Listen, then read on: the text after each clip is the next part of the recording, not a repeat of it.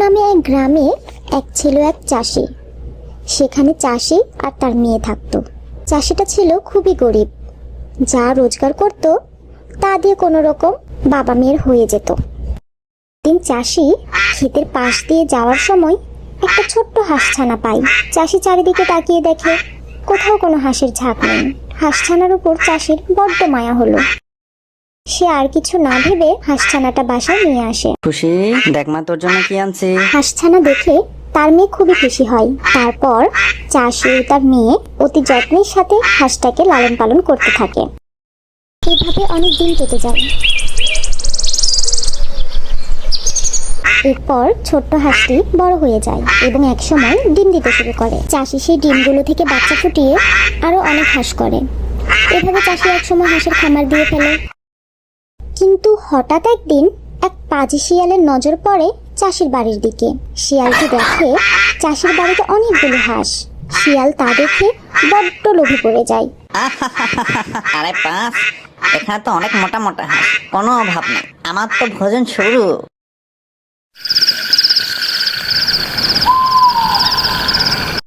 সে প্রতি রাতে এসে খামার থেকে একটু করে হাঁস ধরে নিয়ে চলে যায়।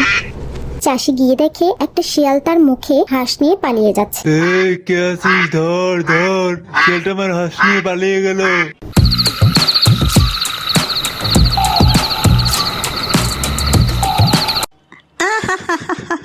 কি বড় হাঁস, মাংসগুলো মনে হয় অনেক টেস্টি হবে। কি টেস্টি মাংস, আমি জীবনে এত টেস্টি মাংস খাইনি। কাল রাত থেকে আবার যাব, একটা করে হাঁস ধরে নিয়ে এসে খাবো। আমাকে আর কষ্ট করে শিকার ধরতে হবে না।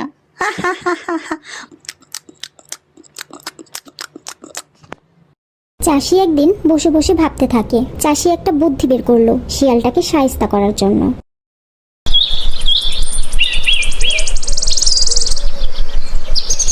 চাষি হাঁসের খামারের সামনে একটি দড়ি রেখে তার মাঝ বরাবর একটি ফাঁস দিয়ে দিল আর অপর প্রান্ত ধরে একটি গাছের আড়ালে দাঁড়িয়ে অপেক্ষা করতে লাগলো। রাত গভীর হলে শিয়ালটি চুপি চুপি হাঁসের খামারের সামনে এসে যেই না হাঁস ধরতে যাবে তখনই শিয়ালটির পা ফাঁসে বেঁধে পড়ে যায়। এরপর চাষি শিয়ালটাকে বেঁধে রেখে প্রচন্ড মারে। পর চাষির খুব মায়া হয় আর তাকে ছেড়ে দেয়। প্রাণীর ভয়ে শিয়ালটা দৌড়ে পালিয়ে যায়। ওরে বাবা, কি মান্না মারছে, আরেকটু হলে তো মরে যেতাম, কোনো মতে বেঁচে গেছি।